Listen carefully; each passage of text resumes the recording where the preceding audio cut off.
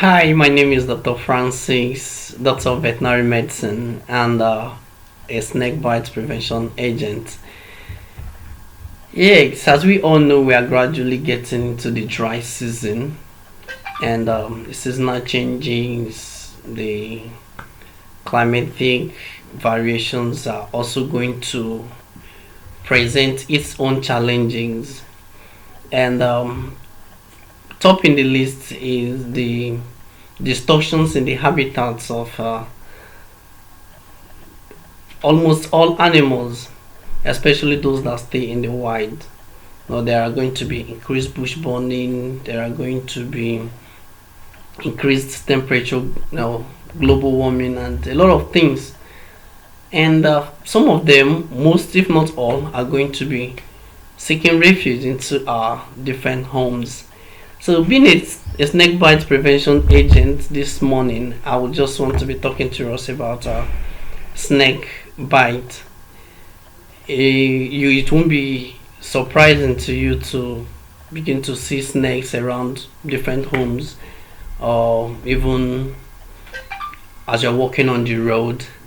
And that's because where they normally stay will is definitely not going to be as comfortable as it used to be for them henceforth. So they're going to move around, search for a better place. So I'm going to be talking to us on basic things we need to do. First of all is we have to make sure that our environments are tidy. We have to make sure that our homes, our churches, our offices, wherever we find ourselves is very, very neat and illuminated at night. You need to see very well. You need to make sure that you are able to sight anything, so you'll be able to identify these animals when they crawl to your homes.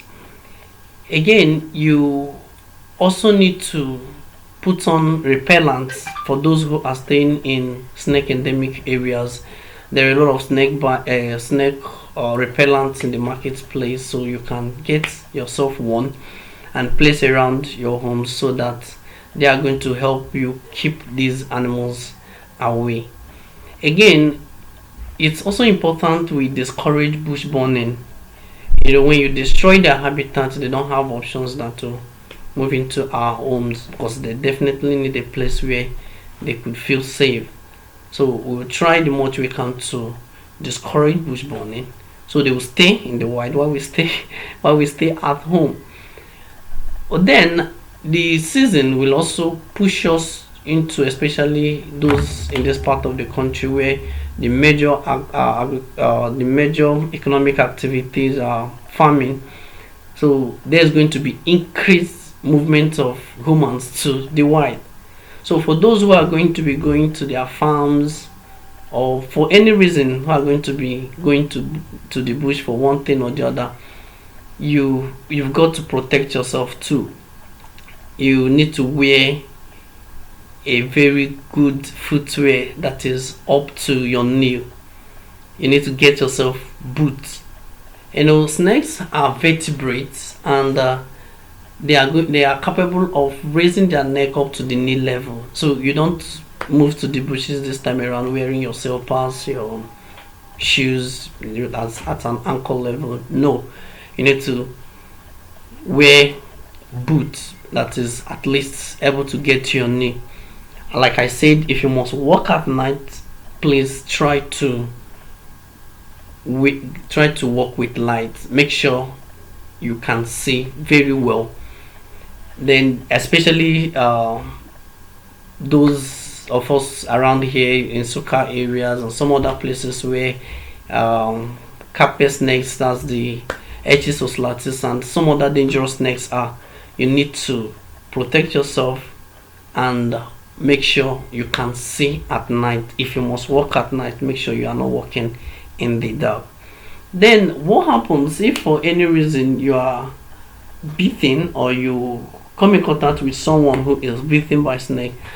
I think I'm not going to go into telling you do this, do that. The much you need to do is to control your feelings. don't be very, very, very anxious. You need to calm down. If it's on the lower parts of your body, you need to place it below the heart level. You just need to lower it down.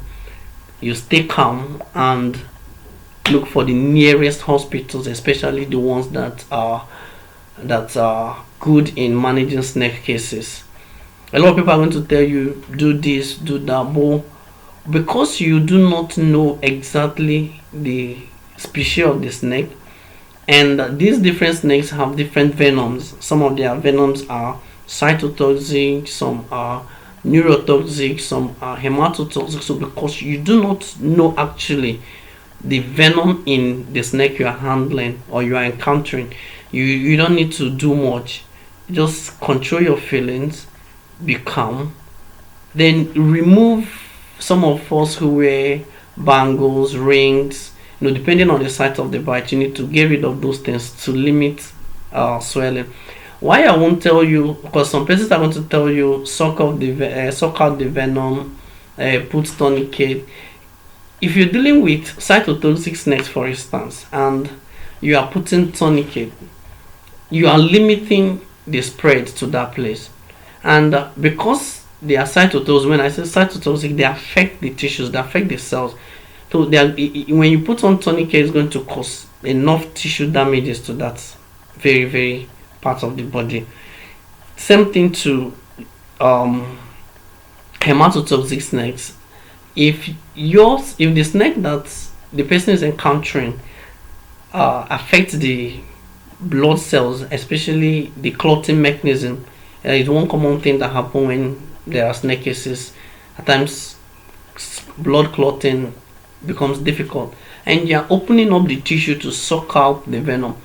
You are encouraging bleeding, and because the blood won't clot, the person may bleed to shock. So the only thing I can tell you is, if you must do anything, you can wash off the side bite with soapy water. You can wash off the side bites at least to reduce the amount of venom there.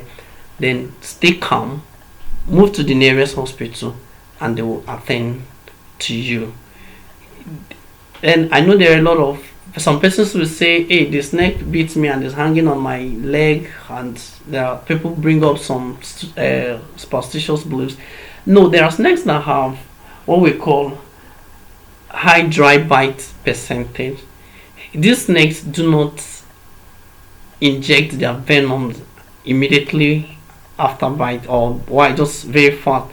So at the time they are hanging, they are actually trying to release venom into the body. So if you're able to get off the snake as fast as you can from your body, you may definitely just sustain slight injury without venom into your body. Then apart from the envenomation through bite, some snakes like the spitting cobra and others also spit their venom into people's eyes and all that. So if you also in that kind of areas, maybe you go to the bush as often as possible, you will need to get yourself a goggle. You need to protect your eyes. You need to, especially those who climb for any reason at all, because most often these snakes can also be found in trees. And when you're also in that same tree and they are in the same tree, they don't have option not to attack you. Then you can't throw yourself down. So you just need to protect your eyes and go with repellent. Thank you very much. My name is Francis, Doctor of Veterinary Medicine and a snake bite prevention agent. Next time I'm going to be talking to us on different snakes that could be found in different regions within the southeast Nigeria, and then what you can actually do, specific first aid. What I just talked about is the general first aid you can do to most snakes, but we are going to also be talking about specific first aid to different snakes if you are able to identify them.